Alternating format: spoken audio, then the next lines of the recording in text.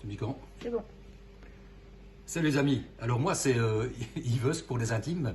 Donc en fait, qui suis-je? Bien, je suis le mari de Tata Sylvie, le papa de Marie, la petite blonde que vous avez vue l'autre jour, et surtout le grand frère d'Oli le Belge. Alors moi je vais remonter un petit peu dans le temps pour vous retracer un peu les gènes de la passion de mon frangin. L'histoire se passe au début des années 80 où je m'offre une splendide XR 200 de 1983 si je ne me trompe. Et là à l'époque on pouvait encore faire tout ce qu'on voulait. On roulait dans les bois, on roulait dans les campagnes, on prenait un plaisir fou. Et on était surtout une bonne bande d'amis restaurateurs et on faisait la moto tous les mercredis. Cette moto, je l'adorais. Franchement, c'était une moto qui était un peu une gazelle. C'était souple, c'était léger, pas puissant, mais qu'est-ce qu'on s'amusait.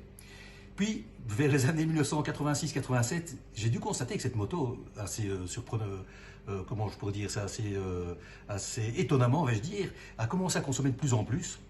Mes pneus, ça se bouffait mais comme neige au soleil, et je comprenais pas, puis je me dis, mais bordel, elle va bien, elle est entretenue et tout le truc, mais bon, voilà, ça se passait comme ça.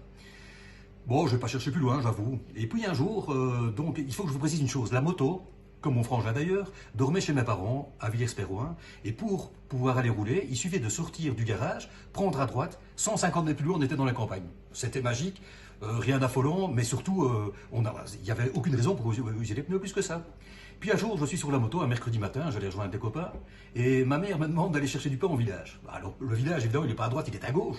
Donc, je dis à maman, mais pas de souci, il y a un petit pain sur une bécane, je le mets dans ma veste et puis je reviens avec, il n'y a pas de problème. Je pars donc dans le village chercher le pain, quelle ne fut pas ma surprise. J'ai croisé une bande de jeunes qui avaient 4 ou 5 ans en moins que moi, en train de me faire des signes et me chauffer à blanc pour que je fasse le singe, des wheelings et tout ce qu'on veut. Et j'ai compris à ce moment-là que j'étais peut-être pas le seul à utiliser ma moto. Mais comment faisait-il? Ça, c'était ma big question. Je me dis, bordel, j'ai qu'une clé pour ce cadenas, donc tous les soirs, ma moto est dans le garage de mes parents, une chaîne qui passe dans la roue arrière, qui englobe le bras oscillant, avec un cadenas avec une seule clé, et cette seule clé est sur mon porte-clés de ma voiture. Ma voiture m'accompagnant tous les jours au boulot, bien évidemment. Donc je me dis, c'est pas possible. Et puis je me dis, donc tous les soirs, je commence à contrôler le cadenas, et tous les soirs, quand je reviens, ce cadenas est fermé, à clé, la chaîne est bien mise, etc. Je comprends pas. Je comprends pas, surtout que mon frangin était un fainéant. Enfin, il était réputé fainéant, attention, je ne dis pas que c'était encore un fainéant, mais il était réputé fainéant, donc je dis, mais comment il fait? Eh bien, là, il m'a surpris le frangin. Il m'a surpris parce que chaque fois qu'il voulait rouler en moto, la veille, il mettait son réveil à 3 h du matin. À 3 h du matin, monsieur descendait dans le garage, prenait les clés qui étaient bien sûr dans ma voiture qui logeait à l'intérieur, ouvrait le cadenas, le remettait contre, et puis remettait les clés à leur place. Donc moi, le lendemain matin, comme un innocent, comme on dit chez nous, eh bien, je prenais ma bagnole, je me cassais, et puis voilà, j'étais parti. Je me dis, mais c'est quand même pas possible, quoi. Mais bon, je ne l'ai pas pris en flagrant délit, donc comment faire? Et puis un jour, le hasard joue contre lui. Je partais travailler, j'oublie quelque chose, je fais demi-tour.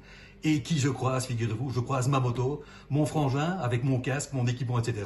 Et mon frangin, qui a toujours eu énormément de sang-froid, qu'est-ce qu'il a fait? Il m'a fait un grand signe avec le pouce en l'air en me disant « Super, c'est une belle journée ». Et ben voilà, ça c'est la première anecdote que je vous expliquerai sur Oli le Belge. Et je peux vous dire que j'en ai encore quelques-unes. Allez, ciao!